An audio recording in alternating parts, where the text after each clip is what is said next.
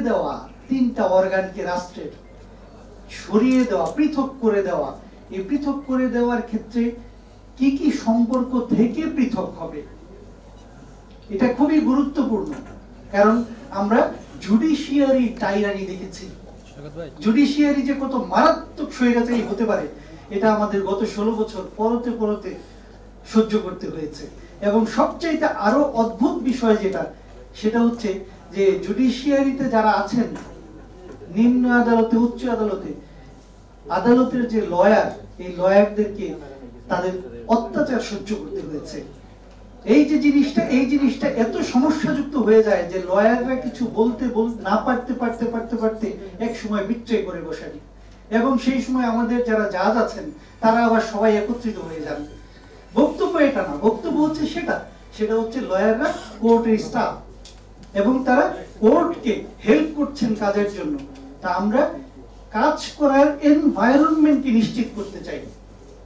আমরা যেই কথা বলতে চাই সেটা হচ্ছে প্রত্যেকটা স্তরে তার অবস্থান থেকে কথা বলার যে অধিকার, তার অবস্থান থেকে ব্যাখ্যা দেওয়ার যে অধিকার, এবং বিচার বিভাগ পৃথকীকরণের যে সুফল, এই সুফলটা পেতে চাই। আমাদের ব্যারিস্টার সাদিয়া আরমান একটু আগে মোবাইল কোর্টের কথা বলেছেন। আমরা বুঝেছি যে মোবাইল কোর্টের যে প্রয়োজনীয়তা, এটা জুডিশিয়াল ম্যাজিস্ট্রেট দিয়ে করা যায় কিনা, এটা সরকার কি কখনো পরীক্ষা করেছে কিনা?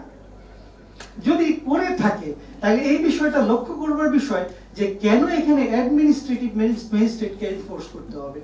আবার ওই অ্যাডমিনিস্ট্রেটিভ ম্যাজিস্ট্রেট কেন জুডিশিয়াল ম্যাজিস্ট্রেটের কাছে এই ব্যাপারে দায়বদ্ধ হবে না? পুলিশ তদন্ত রিপোর্ট দিয়ে যায়, সেটার বিরুদ্ধে কিছু বলা যায় না। ম্যাজিস্ট্রেট রায় দিয়ে যায়, সেটার বিরুদ্ধে কিছু বলা যায় না। কিছু বললে তারা বলে উপরের আদালতে যান। মানুষ কিন্তু একটা লেভেলে এসে এইসব বিষয়ে বলা শুরু করবে, এবং মানুষের এই বলা শুরু 53 বছর পরে হলেও শুরু হয়েছে।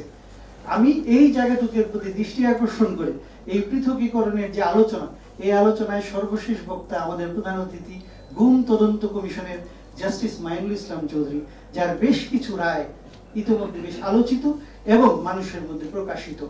সেই আলোকে উনি আমাদেরকে এই বিষয়ে দিক নির্দেশনা দেবেন প্রত্যাশায় ওনার বক্তব্যের পরে আজকের অনুষ্ঠান সমাপ্তি ঘোষণা করলাম ওনার বক্তব্য।